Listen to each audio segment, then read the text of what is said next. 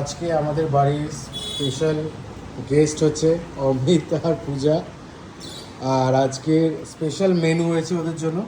তো মেনুটা একটু দেখিয়ে দিই, কী কী হয়েছে একটু বলো। এটা হচ্ছে চিকেন কারি, চিংড়ির মালাই কারি, ভেজ ডাল, তার সাথে আছে বেগুন ভাজা, অ্যান্ড তার সাথে ছিল আমাদের হচ্ছে উচ্ছে আলু সেদ্ধ, যেটা ও মেখে ফেলেছে।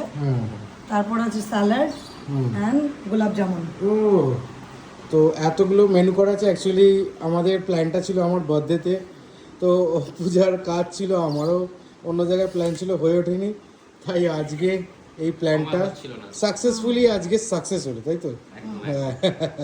তো যাই হোক, অনেকদিন ধরে প্ল্যান ছিল, হয়নি, but thank you. Happy independence ডেতে আলটিমেটলি সাকসেস হলো। হ্যাঁ, খুব ভালো লাগছে। ভালো লাগছে তো, এখনো তো খাওয়াইনি। তেমন খাওয়া। ওহো, আর সব থেকে বড় কথা আমাদেরকে মানে ওরা এসছে টাইমটা বলে দিই, সকাল কটায়? চারটে। হ্যাঁ, ভোরবেলা 4টের সময় এসছে। 4টে না, সরি ভুল বললাম, 3:30। 3:30 হবে। তো আমি তখন থেকে ভেবেছিলাম ব্লগটা করবো, তো হয়নি। তো সকাল 3:30-র সময়, ভোর 3:30-র সময় আমাদের বাড়িতে এসছে। আর তখন থেকে কন্টিনিউ আমাদের এই চলছে। মানে আমাদের ঘুমাতে দেয়নি, নিজেরা ঘুমায়নি। এতক্ষণ একটু জাস্ট ন্যাপ নিয়েছে দুজনে হালকা, এবার খাবার খাচ্ছে। খাবার খেয়ে এখনও আমাদের অনেক কিছু বাকি আছে, তো সেগুলো হবে, তোমাদের সাথে শেয়ার করবো। তারপর তো খাবারটা খেয়ে নিই।